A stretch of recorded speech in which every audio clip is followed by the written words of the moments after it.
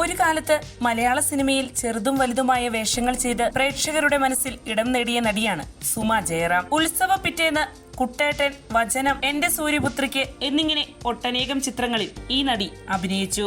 കസ്തൂരിമാനാണ് സുമ ജയറാം ഒടുവിൽ അഭിനയിച്ച സിനിമ.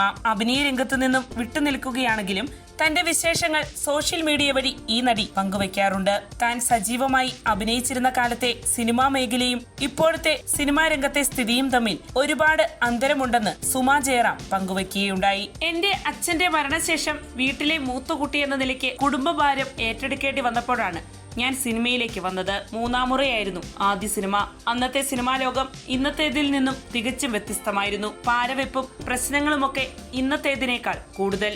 ഇപ്പോൾ എനിക്ക് അഭിനയിക്കണമെന്ന് തോന്നിയാൽ അവസരം ലഭിക്കാൻ പ്രയാസമില്ല. മുമ്പ് അങ്ങനെയായിരുന്നില്ല. ചാൻസിനു വേണ്ടി ആരുടെയും കാല് പിടിക്കാൻ ഞാൻ തയ്യാറായിരുന്നില്ല. ആരുടെയും ചാൻസ് കളയാൻ ശ്രമിച്ചിട്ടുമില്ല.